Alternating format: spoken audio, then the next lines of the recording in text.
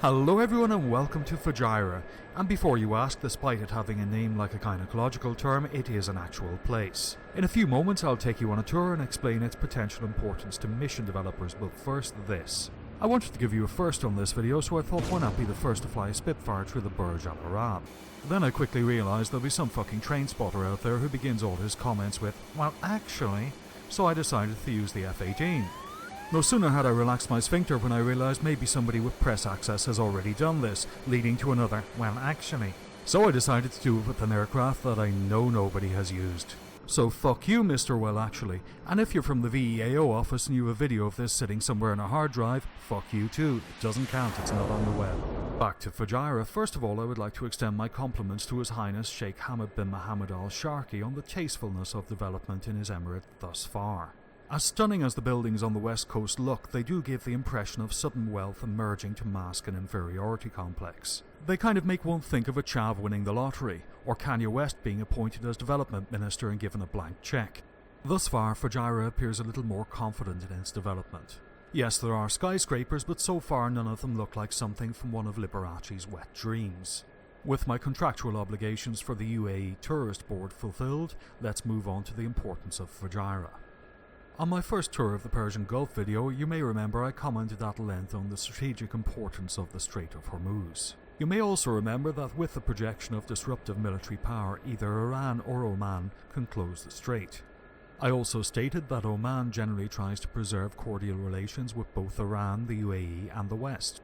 However, clumsy amateurish intelligence operations performed by the UAE have recently put those relationships at risk, and Oman in future will be eyeing its allies to the south with a little suspicion.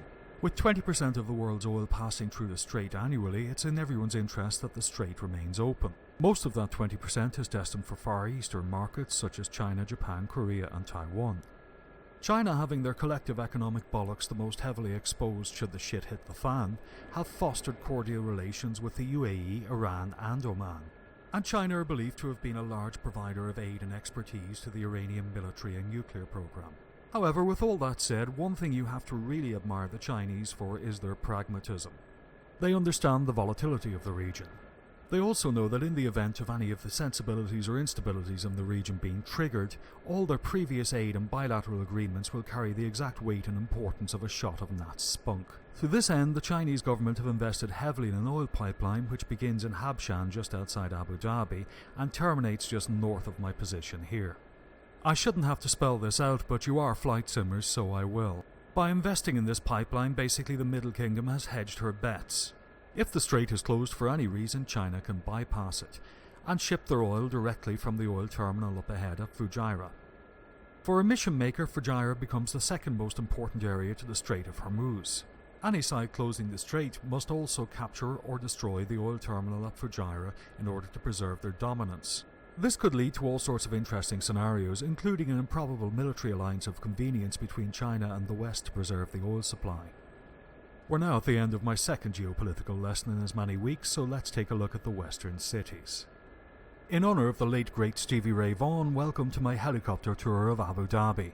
What, is it too soon for some of you?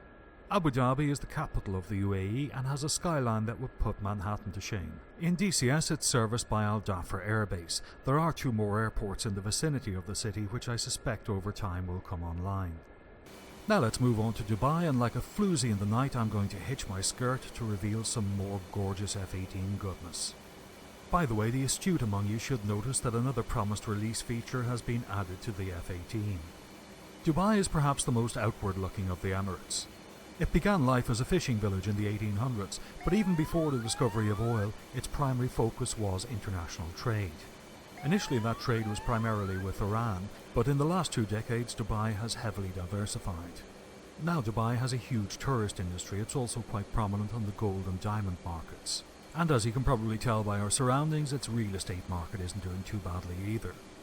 It's also home to the world's tallest building that we passed a few seconds ago, the Burj Khalifa. Nearby you'll find Al Maktoum International Airport, Minhad Air Base, Dubai International Airport and Sharjah International Airport. Now just listen to the sights and sounds of the Hornet goodness as your pants strain to contain your excitement.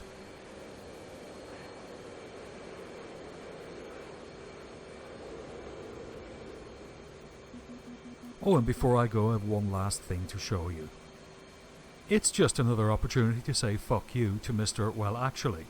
And on that note, I thank you very much for watching. Please don't forget to dislike or tell me to go fuck myself below.